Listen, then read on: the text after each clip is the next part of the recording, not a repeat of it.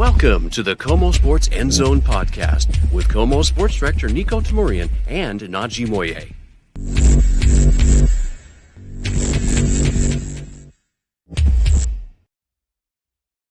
Well, hey there, and welcome to the KOMO Sports End Zone. Wow, we are building up to the big game here. I'm Niko and there is Najee Moye. And Najee, on the field, I did a little bit of a rapid reaction to this game, but this is our first show since the Seahawks won the NFC Championship. This is really special. First time in 11 years they can play for it all, and this is just something that can really rally the whole town. And now it's like we're in that in-between period. Like, you're still elated that all of this is happening, but now it's like, okay, let's focus on the New England Patriots and go on from there. They're certainly the talk of the town, man. And I know that the buzz is continuing through the week. You know, if you're curious about this, we're recording this on the Thursday after the NFC Championship game. Yes, good clarity. Niko is still next to me right now because he has not left or he has not ditched me for Santa Clara yet, but he will be doing that soon. But he's enjoying the vibes. NFC champions beating the Rams and the Niners in the playoffs to get to the big game. Can you believe that?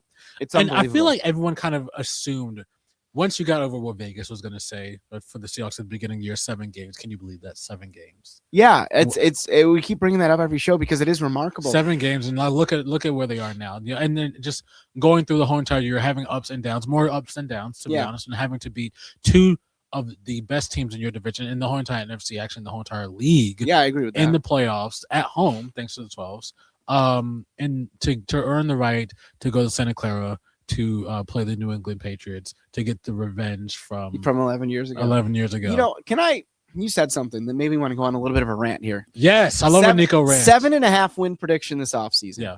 This is why, and there are so many articles on this, whether you're the way too early prediction or this is why this. Listen, I'm going to tell you something. Just because somebody has expert by it, and I don't care what outlet they're at. And listen, more often than not, you have an expert at, say, like an ESPN or one of these national. They're pretty darn good. Like, they've seen a lot. Yes. But the biggest thing is experience. And the biggest thing is nobody knows the Seahawks better than your media here locally, that we watch these guys. Yes. And that's why, obviously, myself, as we talked about often, and you predicted even more wins than I did.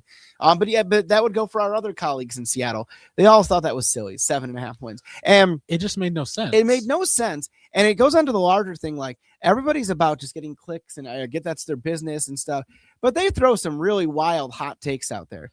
And it's like, you're looking at this.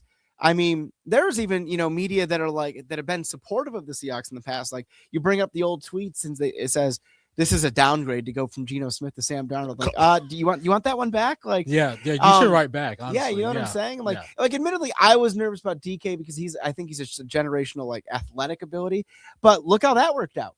Jackson Smith and Jigba clearly even went forward more. And I'll tell you what, if DK was on this roster, I don't know that this team is where they are, because it opened everything else for everybody out, for JSN to trade for Rashid Shaheed, for Cooper Kupp to come aboard, all these different things that, this is not a knock on DK necessarily, but it also changed the culture. Like, Cooper is a big locker room guy.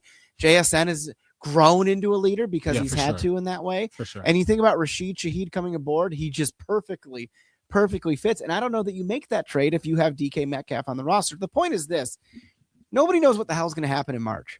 So you see the Seahawks make a trade in March and you suddenly declare them dead. Now, you can think they're going to win or lose the trade, and many of the people out there thought they lost it. Right. Spoiler alert, they won it because not only did they upgrade in the aggregate, like I mentioned, bringing Cooper Kupp, Rashid Shaheed aboard, letting JSN blossom, but guess what? They also got Nick Amon-Wari because of that trade, who has been an absolute game changer on that defense. So I don't want to hear anything months out, and I'm going to warn, and I swear to God, I'm going to let you talk in a second. Because I love you. No. But I got one more point to make on this. Everybody's just in it for the interaction. They want you to be mad at them. And that's the same thing I've seen stuff on Twitter about, well, the Seahawks didn't play anybody. Their win percentage is higher than New England's against strength of schedule. Think about that. But the Seahawks didn't play anybody? Come on. Listen, New England's an impressive team. That's not a knock on them. I'm really impressed. To go from 4 wins to the Super Bowl is incredible. But I'm going to say this. Just take anything you see on social media, take those arguments, take those predictions, take those articles with the biggest grain of salt, because guess what? If you're a Seahawks fan and you watched, all 20 of these games at this point, 19 of these games at this point, I promise you know a lot more about your Seahawks than about probably 70% of the people writing about them out there. I'm telling you, 70%, Najee. What else can I add? I mean, Niko basically took the words out of my mouth. Looking at I have this mic, but I don't want to drop it. Look, if you look at the first year in the Mike McDonald era, we kind of saw what he wanted to do versus what actually was happening on the field, and you can just kind of tell, is like, was the team comfortable with Geno Smith throwing 40 times a game with him running for his life? No. The whole entire time, forcing balls to DK Metcalf, forcing balls to God knows who, just anywhere. And just knowing one thing that we did know last year, that the defense was going to be dominant. It was dominant, but not enough to make the playoffs. Definitely not as dominant as this year's. One thing a lot of people in Seattle have for the Seahawks is trust in the organization, trust in John Schneider, trust in Mike McDonald. The trust has only grown since then. That just know that, okay, I don't think people are strictly super sad to see DK Metcalf leave. I, like Niko said, saw him as a tremendous athlete and someone who I thought could be wide receiver one. Mm-hmm. But you could have never predicted they'd be that much better without him. So it's a great trade in hindsight. But and you just kind of look at what the Seahawks are trying to do. Yes, that's the key word. What they're trying to aim for. I mean, we saw Geno Smith throwing for a lot. Forcing the ball, and when you have these weapons, JSN, last year, and you have DK Metcalf, you want to throw the ball to them. It's like, oh, let's play a little bit safer, guys. Yeah, sure. We drafted Zach Charbonnet a couple years ago. He's pretty good. K9, slightly more injury prone last year, but very, very good. Certainly good to the playoffs last year, or through these playoffs. The Seahawks had a vision. Mike McDonald had a vision, and the dream has not been deferred, but the dream is in Santa Clara, where the team will be next week playing for the actual Super Bowl. This is a culture shift from year one to year two. Yeah. Okay. Going from we're going to outscore you to we can outscore you and we're going to punch you in the face on defense. Drafting a guy like Nick Amenyori after a couple years after drafting JSN and Spoon in the first round. That was a big first round. That round. was a huge first round. But in the building blocks were there, you just have to trust the process. Like Philadelphia, you have to trust the process. I trust this process way more than I ever did in Philadelphia, believe me, for the 76ers. This team, and you can even tell at the beginning of this year, I was thinking to myself when I made this prediction at the beginning of the year, when I saw Vegas had them at 7 games, I said 12 games, and I was like, look at what they did last year. Yeah. There's no way they would regress. I got to give you a ton of credit on that too, because I was saying like 11, you were like 12 or 13. Well, look where they even surpassed my. But not many people had the same belief you did, so I give you credit. There, what we also saw this year is a more competitive 49ers team than I was expecting this year. And the Rams being there, I mean, obviously in my head, the Rams are still the second best team in the league. I agree with that. Alone the NFC West, alone the NFC, just the entire league, Say what you want about the Patriots. They had a fantastic turnaround this year. Mike Vrabel coming home, home-ish. Ton of credit. Ton of credit. He's a great coach. He did well in New England, did well in Tennessee. Yeah. Whenever they hired him to come back to New England, a place where he had won Super Bowls and was a linebacker for a very, very long time, I was like, this is trouble for the rest of the league. Right. And I saw Drake May, and as a Giants fan, I know that there was talks about, Drake May maybe being the quarterback for the New York Giants last year, before, 2 years ago before he got drafted. Actually, maybe 3 years ago now. The time kind of flies by. I wasn't quite sold. He has shown up. He is an MVP candidate. He is a guy to watch. Yeah. He does not hold a candle to this defense. No, this defense is on a different level. And, we had to talk to John Schneider today. Again, this is Thursday, day of this recording. Mm-hmm. And it's just so evident. It's funny because if you're a diehard 12, you know what I'm talking about. There were a couple drafts where they didn't have the best of picks, first round picks that are no longer even playing football. But a couple years in a row. But they've nailed the first round, even all the rounds. That's the idea. Past couple years. So that's what he's saying. He made the adjustment. Like, okay, we need guys that are Seahawks, not just take this guy has this potential that we need Seahawks. Yeah. And it doesn't come more clear than we talked about the 2022 draft, right? 7 of the 8 guys they picked are still not just on active roster, but starting. Even 7th round pick Tariq Young is playing a major role on special teams and recovered the muffed punt from the Rams in the NFC Championship. You go down the line, Charles Cross, Kenneth Walker, Boye Mafe, Abe Lucas, Kobe Bryant, Reek Woolen, and then Tariq. That's incredible. Then you go to 23, as we talked about. You nailed the first round. First round pick, being able to pick those 2 guys, that sets you up for decades. Yeah, that's just it too. And you think about, the offensive line in the Russell Wilson era was much maligned. Well, since 2022, they have, through the draft, organically built it with guys like Charles Cross, Abe Lucas, or this year's first-round pick, Gray Zabel. And you think about undrafted free agent, like, Jalen Sundell's your starting center. He's a homegrown guy. It wasn't a draft pick, but it was, through undrafted free agency. So, and I remember a couple years ago, we did the podcast. Maybe it wasn't this season, but it was last year. We did a very podcast in this very room talking about will John Schneider even draft offensive linemen, because for a long time it didn't seem like that was something that he was even interested in. Sure, but I think it's an affordable way. Now, eventually, you got to pay these guys, and Charles Cross and Abe Lucas just in the last couple months have signed contract extension because they have been so good at what they do. Mm-hmm. But if you are trusting of your scouting department, which clearly at this point, especially Schneider is, then you can build it this way. And look at the holes that we saw for Charbonnet and K9, and you look at it in this way, it's been a really organic process. Yeah. You can go back to the Wilson trade of 21. Okay, 2021, Russell's last season with the Seahawks. You go 7-10. Yep. He clearly wants out. And it's a scary thing if you're a Seahawks fan. I even talked to John about it after. I'm like, is it one of those things where you have the ability to look at this and say, like, oh, the finality of it, and boy, this is a little bit scary. And he's like, well, yeah, of course. Like, you're trading great Russell Wilson. Right. But they did it. And they got all the draft picks they did for it. And through all these guys we mentioned, Spoon was a Russell Wilson draft pick. Charles Cross was. You can make if you want to put the semantics on, Reek Woolen could have been in that way too. Yeah. Not to mention some of the guys they got that were contributors for a couple years. Drew Lock is back on the roster, that sort of thing. You talk about a fleece of the century. Yeah, and so it starts there. But then it continues with more brave moves. Like we talked about, the trading of Geno Smith and DK Metcalf. There's a reason he's executive of the year, but the larger picture is there was a conscious decision to bring Seahawks, as they call it, in. And you're seeing it now. And it's a beautiful thing that in the moment, it might have been difficult to see. But when you step back, as we all can now in the last 4 or 5 years, it's like, whoa, they really revamped this thing in the best way possible. I want to use the word alignment.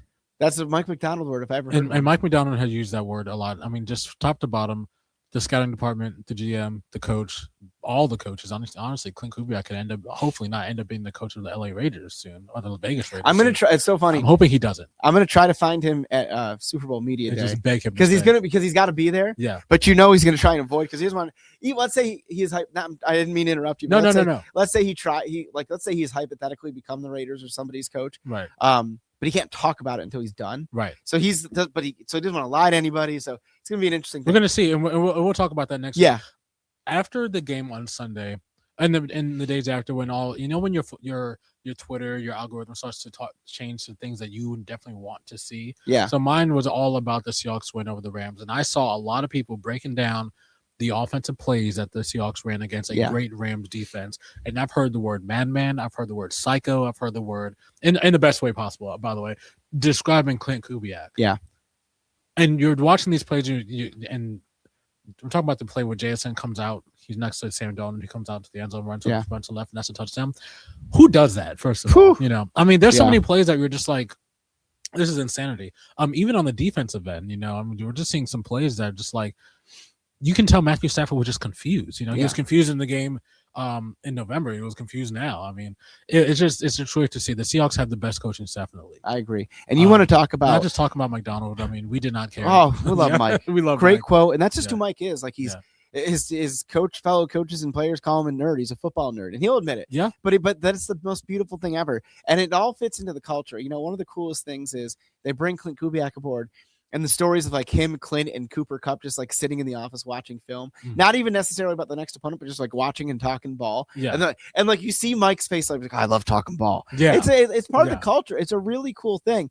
And I think that's part, these are things that you'll never see in one of those national articles. This is one of those things that you'll never even see.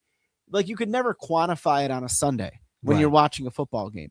But when you're at the facility and you hear these things, it suddenly becomes, oh yeah, like a light bulb goes, like, this is why they're so close-knit. This is why they've been able to come up with those things. There was a funny moment today. DeMarcus Lawrence was talking with local reporters. And of course we all heard, remember the fourth down play in the end zone where the Seahawks stopped him. You already know where I'm going with this. Sean McVay called it a fortuitous, what was the word? A fortuitous Thank bust. you. Lost my brain. Fortuitous bust. So somebody brought that up to DeMarcus Lawrence because he made the key play. Yeah. And he kind of chuckled a bit. He gave us a full breakdown and said, Julian Love told him that he had his back. So he knew Julian was back there. And like DeMarcus Lawrence has seen a lot of football. So he's like, once I saw Kyron doing that, he knew. Mm-hmm. And somebody actually asked him, like, you're one of the best pass rushers in recent memory and anywhere in football. So like, you had a clear lane to Stafford. What made you not go for him and stick with Kyron? He's like, listen, I've seen a lot of schemes and I kind of knew what was going on. So it's not even like sour grapes from McVay, and who I do have a lot of respect for, but come on. So like DeMarcus, like, it is not a fortuitous bust. Like, this is what happened. He explained everything, but then he said, what do you call it? Fortuitous bust? I'll take it every day because it doesn't matter. We won, as in him and the Seahawks. And I just think that's a beautiful thing about this team. Like, no. This wasn't a bust. We were put there by Mike McDonald in the exact right spot. And we've got some dogs and veterans there, and DeMarcus and Big Cat and Julian Love. And the list just goes on. I love how you list the former Giants straight to my face. Did I really do that? Yes. Yeah, I did. But those guys especially DeMarcus, have that experience and know it all. That it's just like, oh yeah, that's what happened. Yeah. One thing you always want, and Sean McVay is one of the best coaches in the league. I mean, and one thing you want, I never forget. I was watching the game, and you see him. He's got his Walmart sheet, not Walmart sheet, his Waffle House sheet with his plays, and you just see him just like I think it was right after that play, and you can see him just scream into his play call, which I'm sure it was a gigantic expletive. We've all been there, just yelling, That's how you know you're beat. That's how you know you're 100% beat. That wouldn't equal out to a rage quit if you're playing Madden or NCAA. Close. It's pretty close.